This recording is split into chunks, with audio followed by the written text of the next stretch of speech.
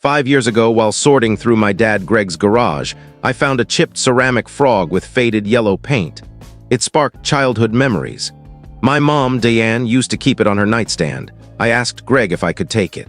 He shrugged, calling it junk, and said sure. I cleaned it and kept it on my desk through college. It wasn't valuable, just a link to Diane, who'd moved far away after divorcing Greg when I was 14. Last February, my lease was ending, and I couldn't afford to renew. My roommate, Lisa, was moving out, and I needed a place to stay for my final semester. Greg had remarried and downsized, so his place wasn't an option. My sister Emily lived 3 states away. I called Diane. We spoke monthly, mostly about school or work. I explained my lease was ending and housing near campus was unaffordable. She sounded sympathetic, asking if I'd tried student housing. I mentioned the wait list and asked to stay with her until May graduation. Silence followed. "I'd love that," she said, "but I need to check with Paul." Paul was her husband. "I'd met him once. She'd call tomorrow," she said. She didn't, not the next day either. A week later I called, no answer. I texted and she replied she was swamped but would call soon. 3 days passed. When I reached her, she said Paul's son, Jake, was moving in and they needed to focus on him. I asked how long he'd stay. Diane said it was unclear, he was struggling. When I said I had nowhere else, she suggested asking Greg or friends. I reminded her Greg's place was tiny and friends had plans. "You'll figure it out," she said. "You're strong."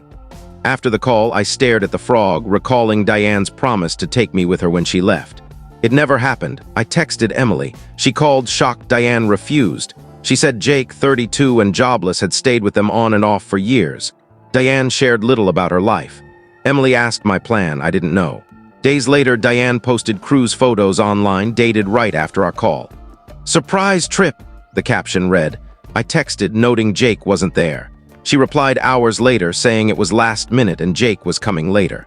"Sorry, you'll manage," she added. I smashed the frog against the wall. It shattered. Then a text from an unknown number. "This is Greg's girlfriend, Sarah. He's in the hospital, minor accident." I drove there. Greg had sprained his arm falling off a ladder. His emergency contact wasn't me. I asked about Sarah. He said they'd been together 9 months. I'd like her. 9 months unmentioned. Leaving, Emily called about a cheap studio in her building. It was far, but I could finish school online or transfer credits.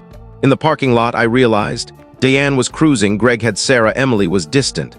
"I'll manage," I said. I did. I crashed on a friend's couch, took a loan, worked extra, and graduated.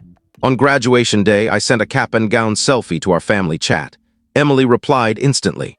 Greg later, Diane never.